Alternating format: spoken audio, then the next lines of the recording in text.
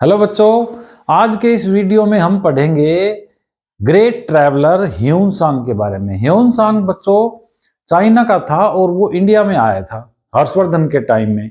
और इंडिया में आने के बाद उसने इंडिया की पॉलिटिकल, सोशल, इकोनॉमिक लाइफ के बारे में बहुत कुछ लिखा है अपनी बुक में।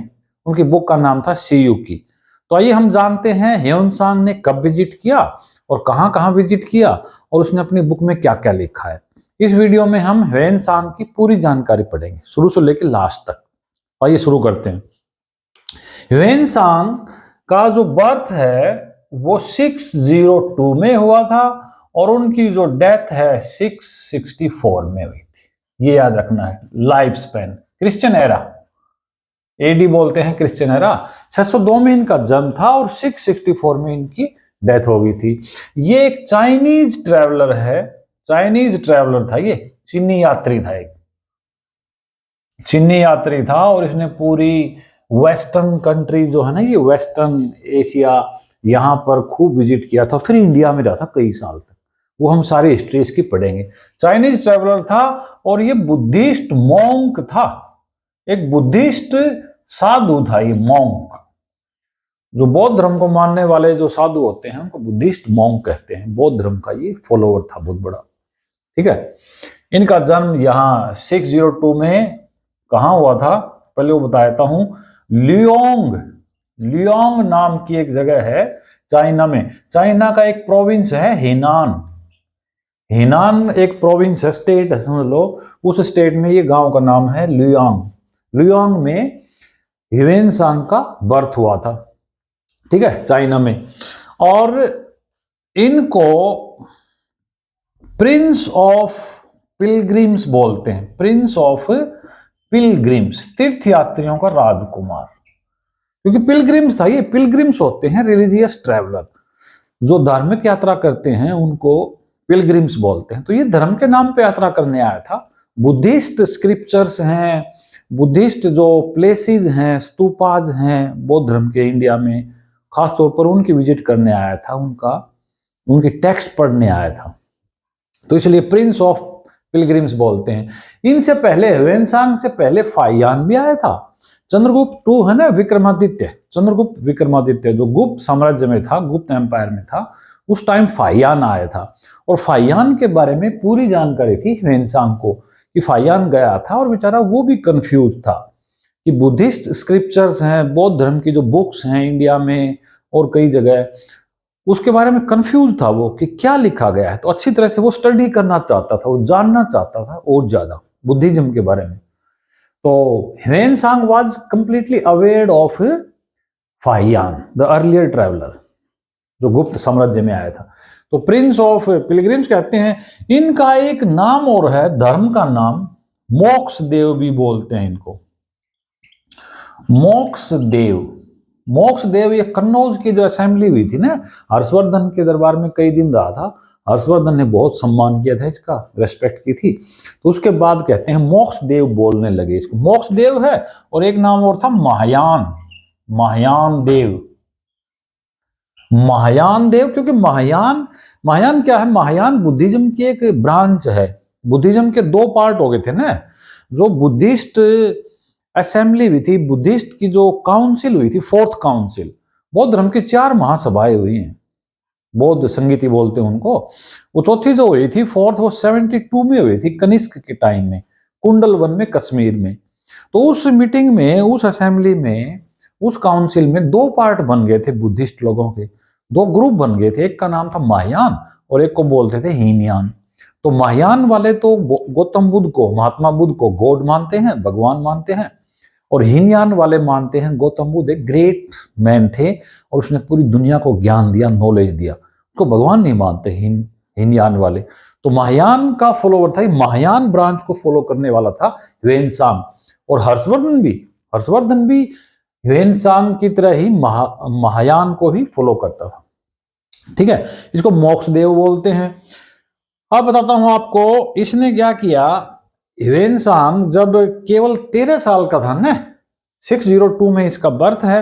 हालांकि ये एग्जैक्ट डेट है ना, कहीं लिखी भी नहीं है 602। इसका अंदाजा लगाया है शियुकी से। इनकी जो बुक है ना, वो जरूर नाम याद रखना, शी यू की, ये बहुत फेमस है। शी यू की इनकी बुक है। ये बुक है एक तरह से, ये पूरा ट्रैवलॉग है, पूरा यात्रा का वर्णन है। ह्यूनसांग ने पूरे इंडिया में और पूरे ईरान में, कजाकिस्तान में, अफगानिस्तान में पूरी जो यात्रा की थी, जर्नी की थी, उसका पूरा एक्सप्लेन कर रखा है इस बुक में। ठीक है, और ये बुक 646 में कंपाइल्ड हुई थी क्रिश्चियन एरा में, 646 में, क्योंकि 645 में ही चला गया था ना ह्वेनसांग, वापस चला गया था 45 में। तो 646 में इस सीयूकी को ट्रांसलेट किया था एक इसका फॉलोवर था ह्वेनसांग का, उसने, क्योंकि ह्वेनसांग ने वापस जाके सारी बातें बताई इंडिया वाली, इंडिया में ये है बौद्ध धर्म के बारे में, ये है नालंदा ऐसी यूनिवर्सिटी है, कन्नौज में ऐसा था, कांचीपुरम में ऐसा था, सारा उसने एक्सप्लेन किया है। तो वो सारी जो एक्सप्लेनेशन है वो बियानजी नाम का ये फॉलोवर था इसका, एक बियानजी ने ये बुक लिखी है, समझ लो। बियानजी ने इसका ट्रांसलेशन किया था, पूरा एक्सप्लेनेशन किया था। तो सीयूकी है तो ये सारा एक्सप्लेनेशन ह्वेनसांग का, लेकिन बियानजी ने इसका ट्रांसलेशन किया था, पूरी तरह से कंपाइल किया था उसको, सारे जो जर्नी की डिटेल्स हैं वो कलेक्शन किया था बियानजी ने। ये बियानजी कौन है? ये ह्वेनसांग का चेला था, समझ लो, डिसाइपल था, उसका फॉलोवर था, बौद्ध धर्म का ही था ये भी। ठीक है, तो ह्वेनसांग भाई, ये ह्वेनसांग 602 में जब 13 साल का हुआ, 602 में पैदा हो गया, 13 साल का हुआ, तो इसने बौद्ध धर्म में इसका इंटरेस्ट शुरू हो गया था, बुद्धिज्म के बारे में। और जब ये 20 साल का हुआ, यानी कि 622 क्रिश्चियन एरा में, 622 में ही ये भिक्षु बन गया था।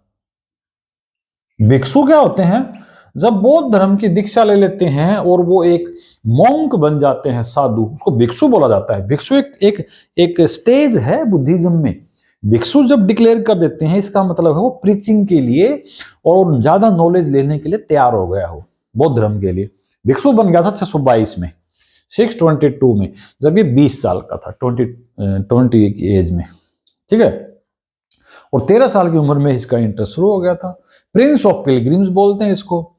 तो ठीक है, फिर ये क्या था कि वहां पर डायनेस्टी कौन सी थी? चाइना की बातें हैं ये अभी। चाइना में जो एम्परर था, वो डायनेस्टी थी, वो थी तांग डायनेस्टी चल रही थी। तांग डायनेस्टी का रूल चल रहा था चाइना में, और कई सालों तक रहा है ये। और यहां का जो एम्परर था, इसका एम्परर का नाम था ताइजोंग। तांग एम्परर ताइजोंग जो था, ये यहां का राजा था। तो ताइजोंग से मिला फिर ये ह्वेनसांग जो था, ताइजोंग से मिला, तो तांग डायनेस्टी है, याद रखना। ह्वेनसांग जब पैदा हुआ और वापस गया, तब तक ये ही राजा था।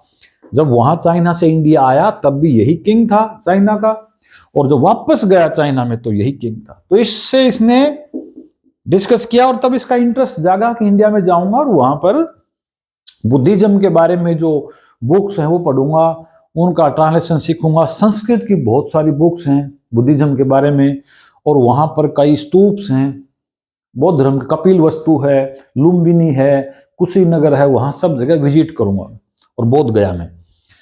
तो ये तांग एम्परर ने फिर परमिशन नहीं दी, क्योंकि वहां पर क्या था कि एक सिविल वॉर चल रही थी चाइना में। तांग डायनेस्टी के साथ यहां पर सिविल वॉर, लड़ाई झगड़ा, और बहुत ज्यादा डिस्टरबेंस था चाइना में।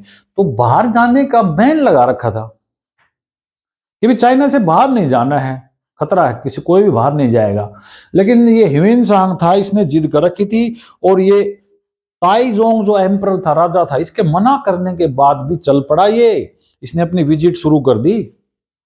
ठीक है, इसकी विजिट शुरू कर दी इसने, और इसने डिसओबे किया, ये ध्यान सुनना, डिसओबे कर दिया, उसकी बात को माना नहीं। डिसओबे द किंग, एम्परर जो था चाइना का उस टाइम, उसकी बात नहीं मानी और इंडिया की तरफ चल पड़ा। तो ये नाराज था उस टाइम, तो एम्परर, ये राजा था ना, ये नाराज था उस टाइम ह्वेनसांग से। लेकिन जब ह्वेनसांग 16-17 साल इंडिया में रह के, पूरी दुनिया में घूम के, इधर वेस्टर्न वर्ल्ड में वापस गया, इतनी जबरदस्त नॉलेज लेके, तो वहां उसका जबरदस्त स्वागत हुआ। वापस गया जब, ह्वेनसांग को देख के बड़े खुश हुए और इसी किंग ने वेलकम किया, ग्रैंड सेलिब्रेशन किया था, शानदार उत्सव मनाया गया था। और इसके दुनिया भर में फोटोज हैं ह्वेनसांग की, जापान में हैं, यहाँ थाईलैंड में, और चाइना में तो है ही फेमस, बड़ी पर्सनैलिटी थी। तो फिर ये चल पड़ा भाई। ये इसकी जो जर्नी है वो देख लो। अब इसकी जो जर्नी है ना, ये जर्नी 629 में शुरू होती है। 629 में ये शुरू कर देता है, ठीक है, इंडिया में आ जाता है 629, और 645 तक रहता है। ये डेट जरूर याद रखना।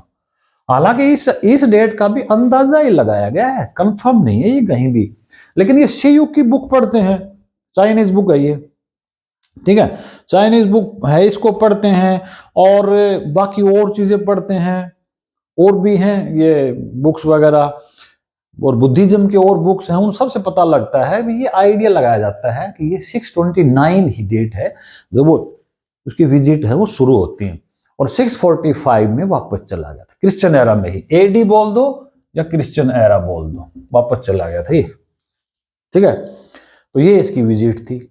अब विजिट में ये कहाँ कहाँ गया ये बात करते हैं, उसकी जर्नी है, उसका रूट है, वो कौन कौन से एरिया में था और लास्ट में कहाँ तक पहुंचा वो बताता हूं पहले आपको। उसके बाद इसमें इसने क्या क्या बताया है इंडिया के बारे में वो हम पढ़ेंगे, ठीक है। तो देखो इसकी जो विजिट थी इंडिया में, इसने विजिट की, तो ये पहले तो चानांग जगह है, चानांग बोलते हैं, वहां से इसने, चाइना में है तो यहां से शुरू की, ठीक है। उसके बाद कुशी जगह है चाइना में ही, कुशी साम्राज्य में गया। ये जब चाइना में भी पार करा था ना चाइना को, तब भी वहां के बहुत सारे मिलिट्री के लोग इसको पकड़ना चाहते थे, अरेस्ट करना चाहते थे, तो बहुत स्ट्रगल करके निकला है ये। बीच में इसने एक हॉर्स भी लिया, घोड़ा भी लिया, काफी इसकी स्टोरी है। तो बड़ी स्ट्रगल करके, बड़ी डिफिकल्टी के साथ ये चाइना से धीरे धीरे अफगानिस्तान की तरफ निकलता है, कुशी की तरफ जाता है, ठीक है। कुशी के बाद समझ लो ये ताशकंद में जाता है, उधर ताशकंद था ना, उज्बेकिस्तान में है ताशकंद। ये इधर से अफगानिस्तान पाकिस्तान होके श्रीनगर होके आता है इंडिया में। उसका रूट बता रहा हूं मैं, कहां कहां जाता है। ताशकंद गया उज्बेकिस्तान, और उज्बेकिस्तान के बाद भाई ये आ जाता है इधर काबुल में, यानी अफगानिस्तान में था काबुल भी, काबुल में, और काबुल के पास ये बामियान साम्राज्य थे अलग अलग। भाई आज का जो अफगानिस्तान है पॉलिटिकल बाउंड्री है वो मत देखो, उस टाइम, इस टाइम पॉलिटिकल बाउंड्री अफगानिस्तान की अलग नहीं थी, वो तो समझ लो इंडिया था सारा, क्योंकि उससे पहले गुप्त साम्राज्य था ना, वो पूरा अफगानिस्तान तक फैला हुआ था पूरा। तो ये काबुल है, उसमें बामियान वाले जगह पे भी गया ये। अब बामियान के बारे में एक चीज आपको याद रखनी है, यहां पर दो बड़ी बड़ी स्टेचू हैं इसके, अब तो नहीं है, तोड़ दी, वो तालिबान जो लोग थे ना, तालिबानियों ने 2001 में वो तोड़ दी। तो यहां दो बड़ी बड़ी स्टेचू मिली हैं, ये देखी उसने, ह्वेनसांग ने बामियान वाले इलाके में, अफगानिस्तान में, काबुल के पास ही बामियान वाले इलाके में दो बड़ी बड़ी इमेज थी। एक तो है 170 फीट की और एक 125 फीट की, 174 फीट लंबी, और एक 125 फीट, 174 फीट और 125 फीट की, ठीक है। लेकिन ये 2001 में इनको डैमेज कर दिया था, तालिबान ने 2001 में मार्च में इनको डैमेज कर दिया था। लेकिन वो कोशिश दोबारा से हो रही है कि इनको दोबारा से रिकंस्ट्रक्टेड किया जाए। तो बामियान में ये बड़ी, उसको क्या बोलते हैं, ग्रेट बुद्धा इमेजेस बोलते हैं। दो इमेज मिली थी, एक वेस्टर्न बुद्धा बोलते हैं, एक ईस्टर्न बुद्धा, ऐसे। तो एक तो है 174 का था और एक 125 का।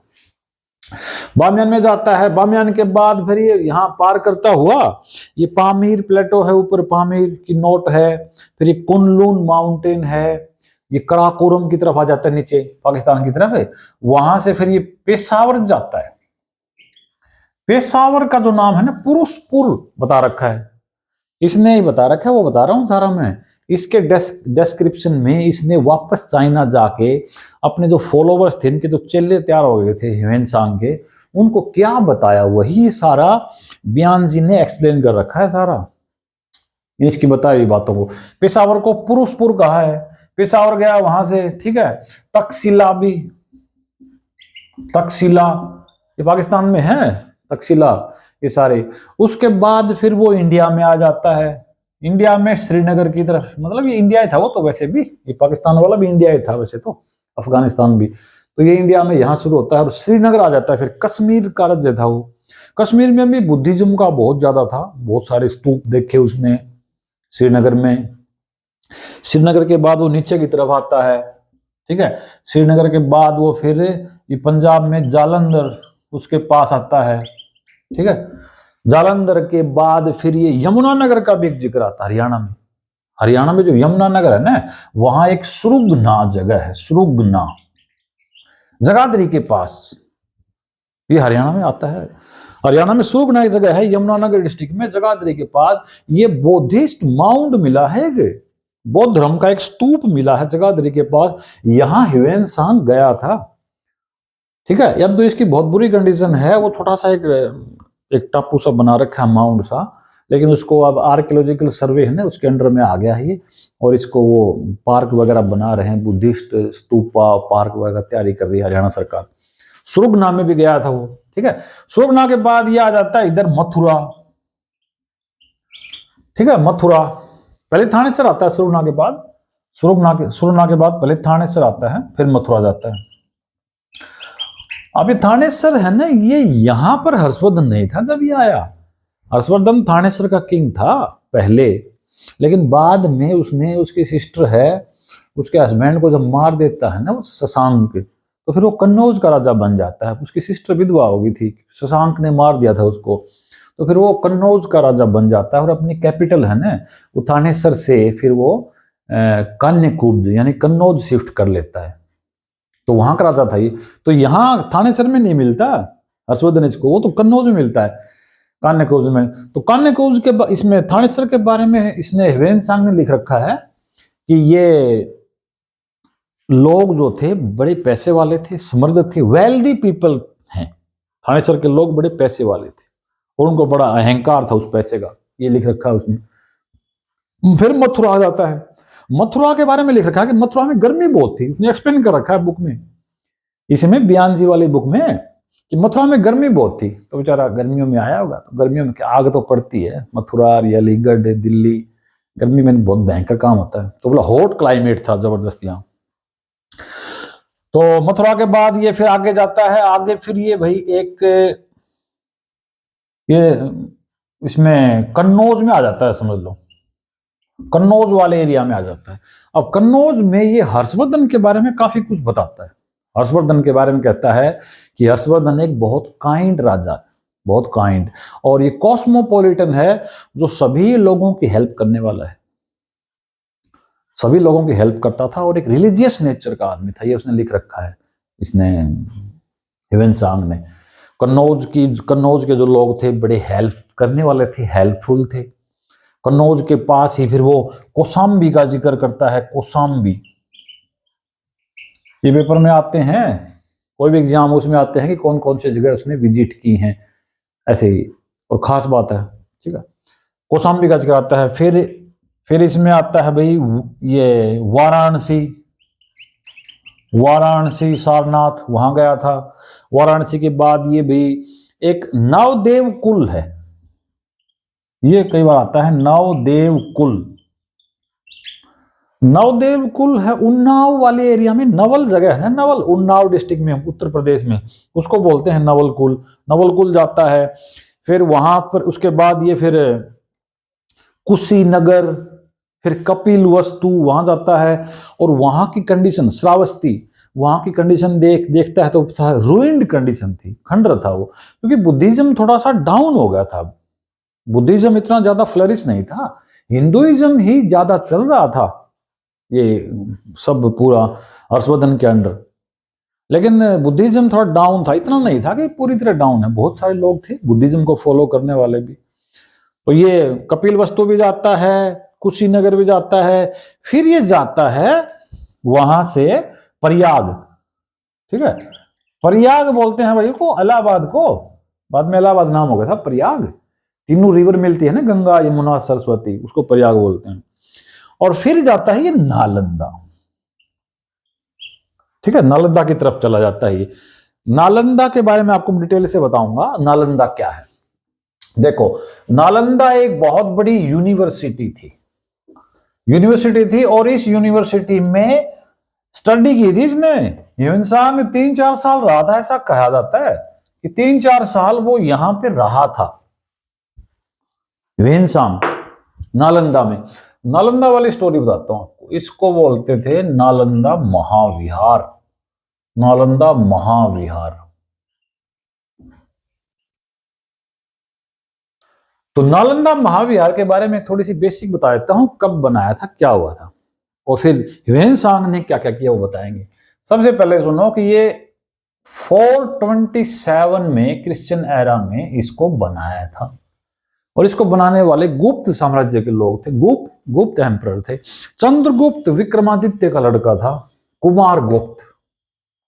चंद्रगुप्त 2 है ना, चंद्रगुप्त 2 का लड़का था कुमार गुप्त, ठीक है, कुमार गुप्त ने इसको बनवाया था 427 में, ठीक है। कुमार गुप्त का अगर टाइम देखो ना, तो कुमार गुप्त का ये विक्रमादित्य की डेथ के बाद 455 तक ये रहा था कुमार गुप्त साम्राज्य का एक बहुत बड़ा था, क्योंकि विक्रमादित्य ने पूरा एस्टेब्लिश कर रखा था पूरे इंडिया में गुप्त साम्राज्य।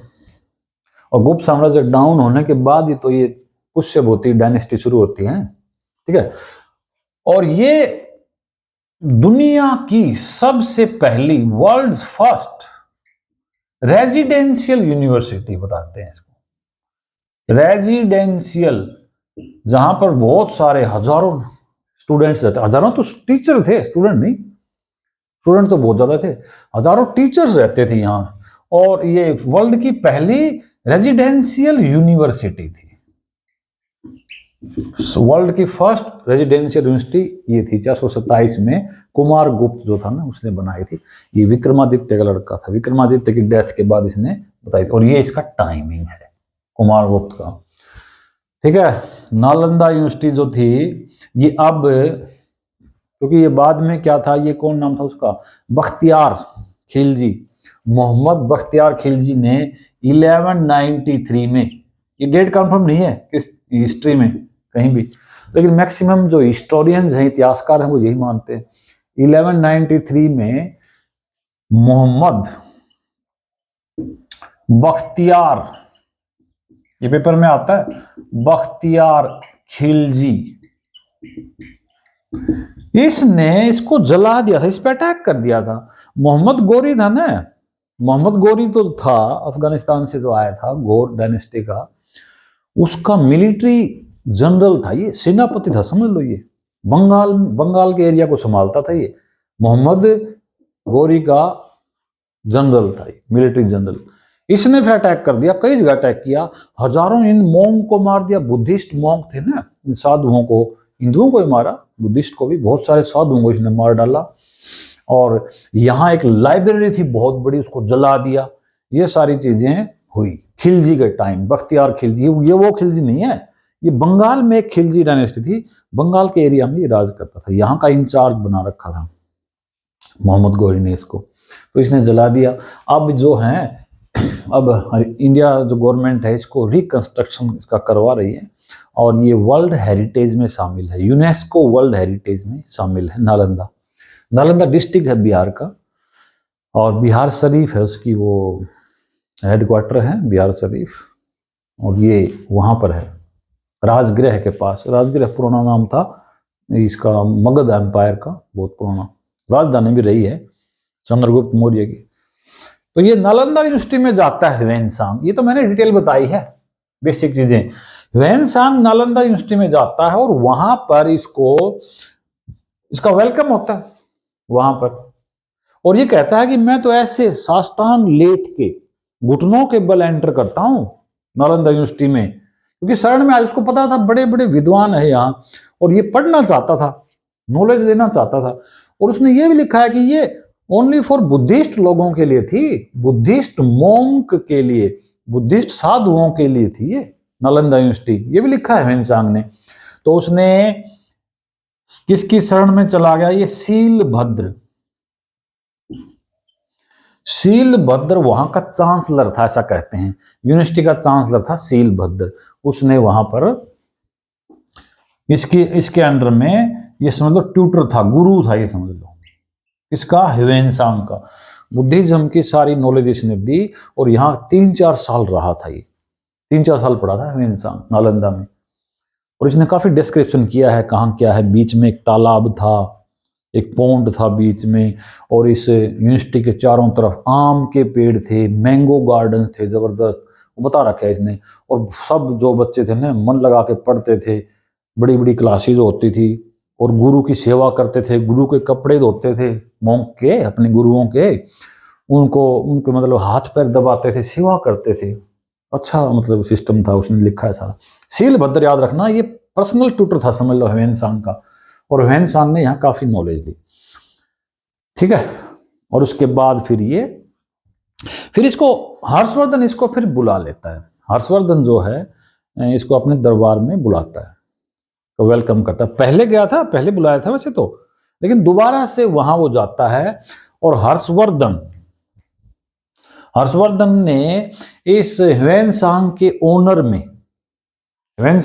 में 2 असेंबली करवाई, वो आप जरूर याद रखना।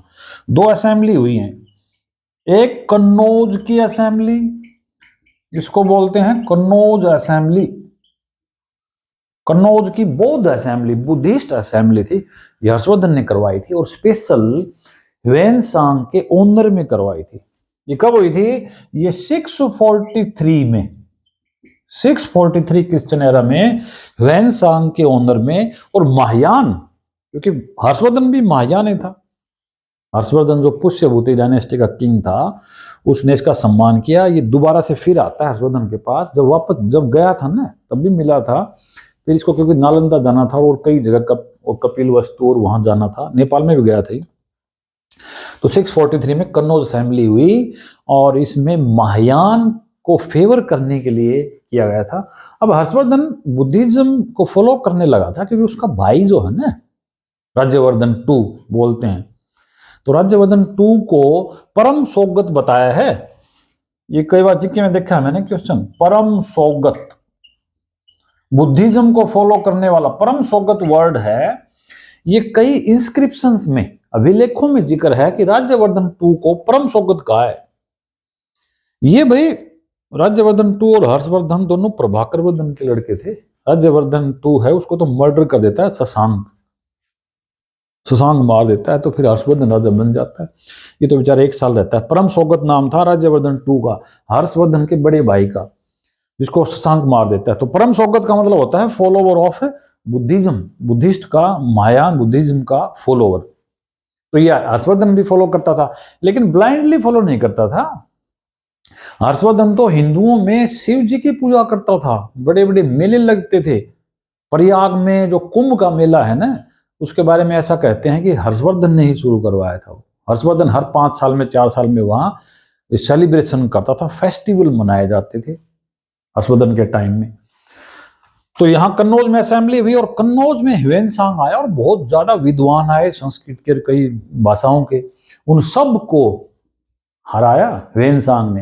ह्वेनसांग के पास इतनी नॉलेज थी, पढ़ने में पढ़ाकू था जबरदस्त ह्वेनसांग, पढ़ने की इसको कोई भी लेजीनेस नहीं थी।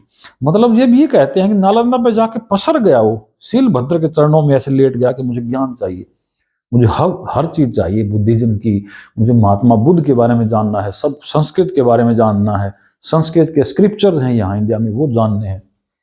तो ऐसे आदमी तो फिर सब कुछ पढ़ ही लेंगे। फिर परम सौगत इसका भाई था, तो फिर इस असेंबली में इसने सबको हराया, डिफीट किया।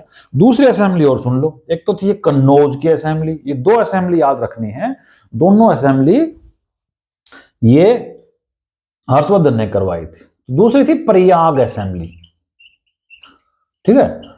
प्रयाग असेंबली है वो उसी साल हुई थी, लास्ट में 643 के लास्ट में हुई थी, ठीक है, 643 के लास्ट में। और इसमें क्या हुआ था, इसमें ह्वेनसांग लिखता है कि प्रयाग असेंबली में हर्षवर्धन ने ब्राह्मणों को, गरीब लोगों को, सब लोगों को जबरदस्त दान पुण्य करता था। काफी इसमें आर्म्स लिख रखे हैं, आर्म्स होता है भिक्षा देना, वो सारी वो बांटता था, हिंदुओं को भी, बुद्धिस्ट लोगों को भी। तो दोनों धर्म थे इसके, सैविज्म और बुद्धिज्म दोनों फॉलो करता था। शिव जी की पूजा भी करता था और महात्मा बुद्ध को भी फॉलो करता था। और ह्वेन सांग के कांटेक्ट में आने के बाद हर्षवर्धन ज्यादा फॉलो करने लगा उसको, लेकिन उसने अपना हिंदू धर्म छोड़ा नहीं, इसलिए हर्षवर्धन को लास्ट हिंदू किंग भी बोलते हैं। Harshvardhan is called last Hindu ruler in India. पूरे उत्तर भारत में उसका राज था। प्रयाग असेंबली हुई उसी साल, ठीक है। प्रयाग असेंबली में हर 5 साल में यहाँ प्रयाग में हर्षवर्धन सेलिब्रेशन करवाता था, फेस्टिवल मनाया जाता था कन्फ्लुएंस पे। प्रयाग किसको कहते हैं? दो नदियां मिलती हैं उसको प्रयाग बोलते हैं। यहाँ 3 नदियां मिलती थी, गंगा और जमुना और सरस्वती, ठीक है। सरस्वती तो वो एक्सटिंक्ट होगी, ठीक है, उसके बारे में जिक्र आता है। गंगा और यमुना तो अभी भी है इलाहाबाद में, इलाहाबाद का नाम था प्रयाग, ठीक है। ये 2 असेंबली याद रखनी है। अब हम पढ़ेंगे हर्षवर्धन, यहां ये असेंबली के बाद हर्षवर्धन साउथ में भी जाता है। साउथ की 2 चीजें और हैं जो हमें याद रखनी है। साउथ में कांचीपुरम तक जाता है ह्वेनसांग, इधर ये ईस्टर्न साइड में आसाम तक जाता है। नालंदा वाली खास बात थी वो याद रखना, लेकिन मैं बता देता हूं इसका विजिट और कहां कहां था। देखो उधर नालंदा में जाने के बाद ये मगध, उसके बाद ये फिर वो कामपुरा है, कामरूपा बोलते हैं ना, कामरूपा, कामपुरा नहीं, कामरूपा। कामरूपा एक एम्पायर था, आसाम का ही, अभी भी है ये सिटी है कामरूपा। तो यहां पर जाता है, गुवाहाटी भी जाता है, उसके बाद बांग्लादेश में भी जाता है, बांग्लादेश वाले एरिया में, क्योंकि पहले एक ही था वो। ये तो है नहीं कि वो ऊपर से सिक्किम के नीचे से पार करके जाएगा वो, अब तो बीच से थारा इंडिया एक ही था उस टाइम। कामरूप में जाता है। अब साउथ वाला सुन लो, साउथ में फिर ये कलिंग में जाता है। कलिंग का किसको बोलते हैं? कलिंग बोलते हैं उड़ीसा को, उड़ीसा का पुराना नाम था कलिंग, यहां जाता है। और अब आ जाओ आप कांचीपुरम में। ये कांचीपुरम वाला तो जरूर पूछते हैं पेपर में, कांचीपुरम है वही सिटी तमिलनाडु में। ये कांचीपुरम में जब जाता है तो वहां पल्लव राजा थे, पल्लव डायनेस्टी का रूल था, लेकिन तमिलनाडु में नहीं था पल्लव डायनेस्टी। तमिलनाडु में चेन्नई से ऊपर वाला जो हिस्सा है ना, चेन्नई के आसपास, और बाकी आंध्र प्रदेश का इलाका है पल्लव डायनेस्टी। तेलंगाना आंध्र प्रदेश है ना, उसको पल्लव डायनेस्टी बोलते हैं। नीचे तो वो पांड्य डायनेस्टी थी, उस टाइम पांड्य लोग थे। तो पल्लव में जो राजा था ना वो नरसिंह वर्मन था, नरसिंह वर्मन फर्स्ट, नरसिंह वर्मन फर्स्ट था ये। इसने इसके टाइम में गया था, पल्लव डायनेस्टी थी, ये याद रखना। कांचीपुरम साउथ का सबसे लास्ट वाला एरिया है, ये बताते हैं मैक्सिमम कि भी जहां तक ह्वेनसांग गया था, फिर कांचीपुरम से वापस हो जाता है, ठीक है। फिर वातापी जाता है। कांचीपुरम में जब ह्वेनसांग जाता है तो राजा कौन था, कौन सी डायनेस्टी थी कांचीपुरम में? पल्लव डायनेस्टी थी।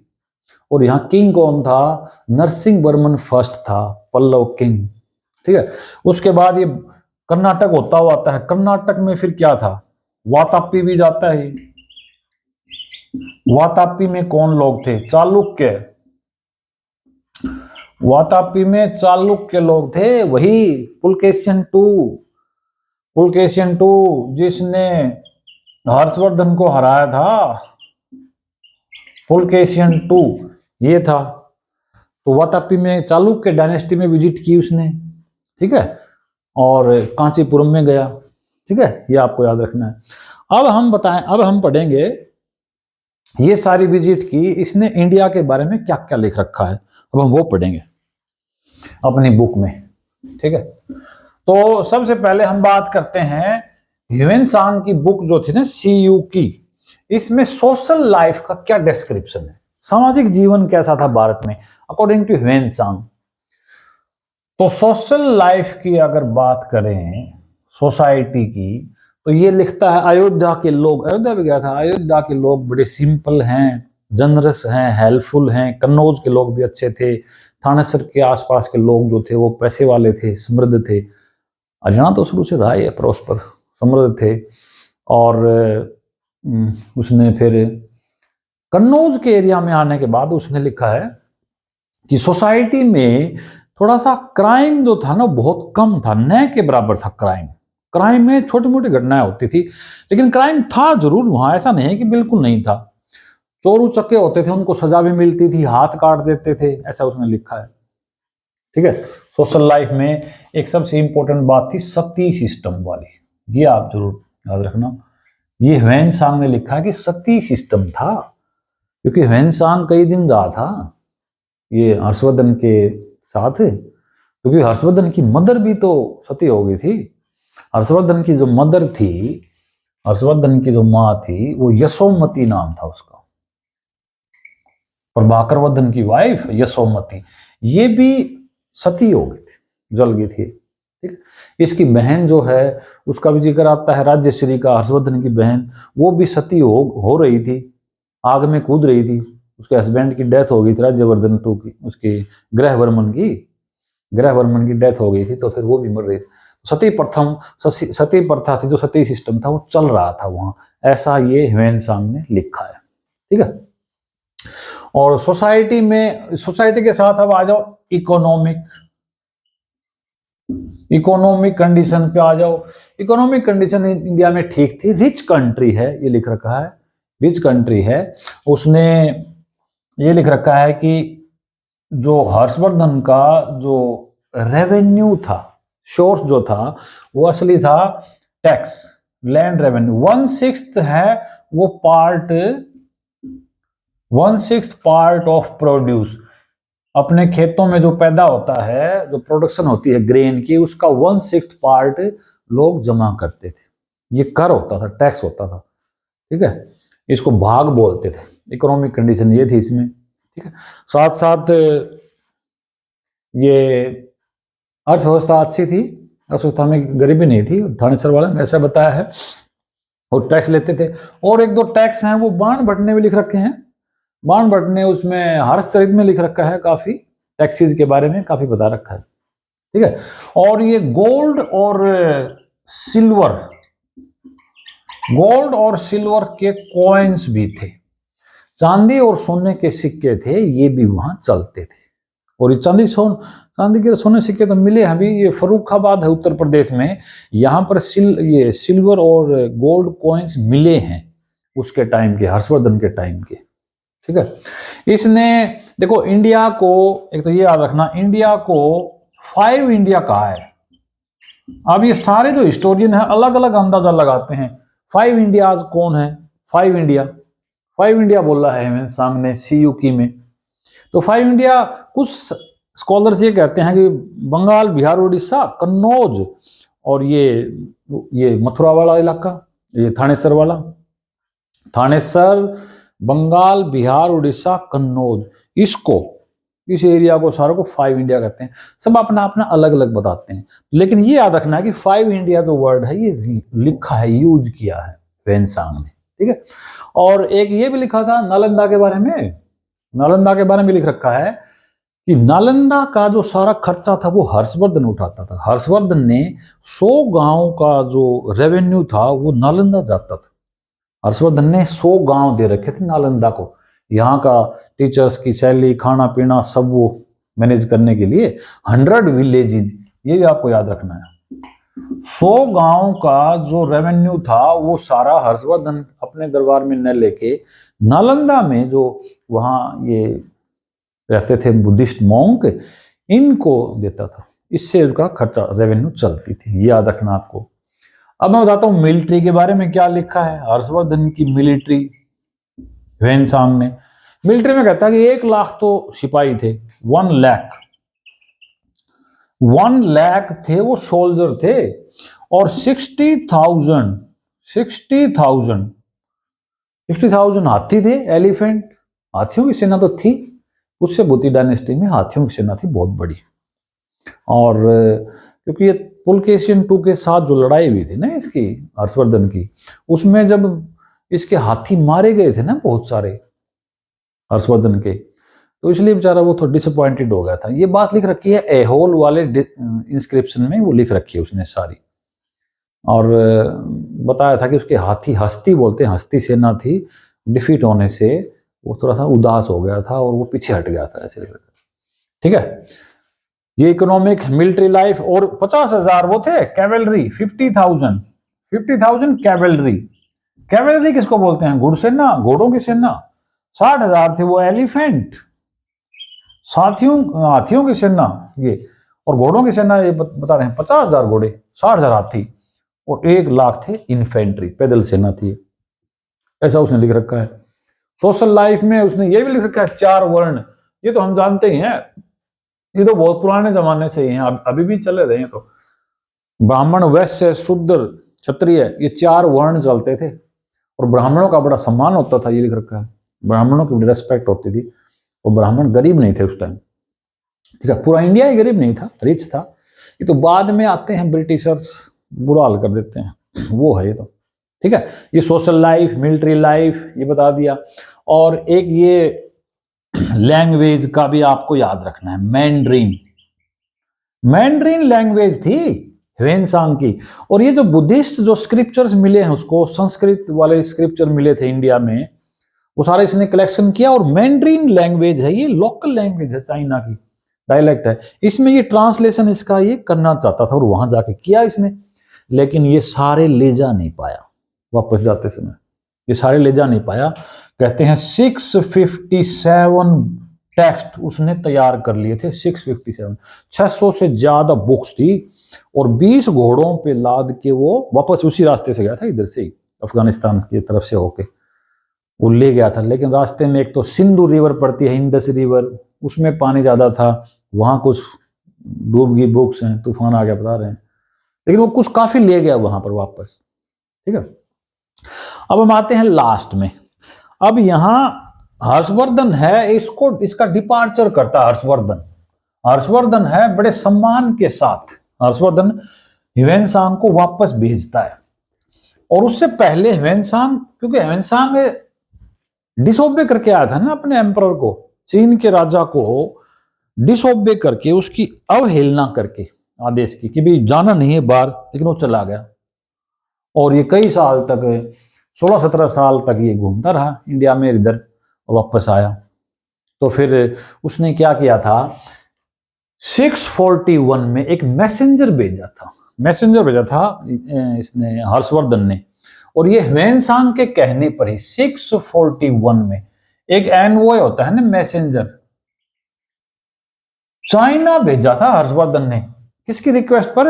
ये ह्वेनसांग के कहने पर। ह्वेनसांग को थोड़ा डर था कि वापस जाऊंगा अब और वो किंग है, वो तो फिर गला काट देंगे या जेल में डाल देंगे, क्योंकि मैंने फिर वो बात मानी नहीं उनकी। लेकिन ऐसा हुआ नहीं, क्योंकि बहुत बड़ा स्कॉलर बन गया ना, पहले भी विद्वान था, लेकिन अब इतने सालों तक नालंदा जैसी यूनिवर्सिटी में पढ़ के बड़ा प्रख्यात विद्वान हो गया था, बहुत सारी चीजें लेके आया था वो, स्क्रिप्चर्स वगैरह बुद्धिज्म की। तो मैसेंजर भेजा वहां।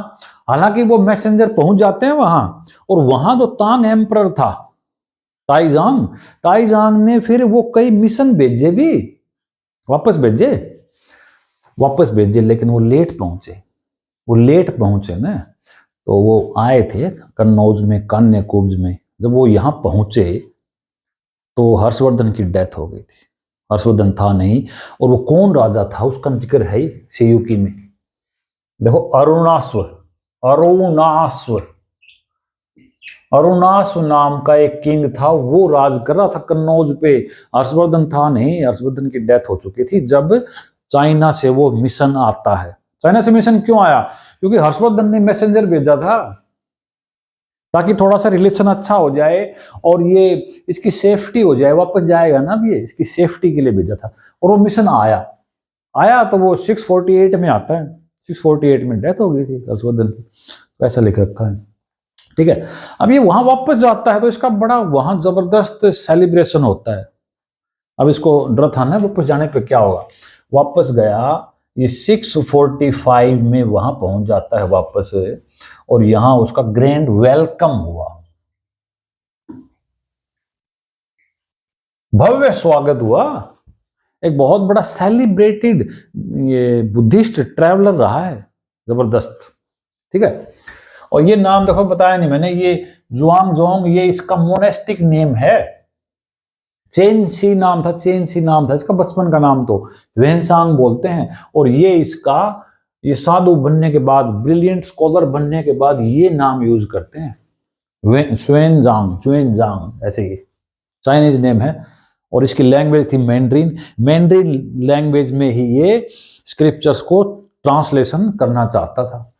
ठीक है, तो 645 में ये इसका वेलकम हुआ और इसके बहुत सारे कई सालों तक ये फिर वहां रहता है, महल में रहता है, एक पैलेस में। वहीं इसकी फिर 664 में इसकी डेथ हो जाती है क्रिश्चियन एरा में। ठीक है, ये आपको याद रखना है। ठीक है, तो ये था हमारा आज का वीडियो। हम अगले वीडियो में फिर जल्दी मिलेंगे और मुझे उम्मीद है वीडियो आपको पसंद आया होगा। Thanks for watching.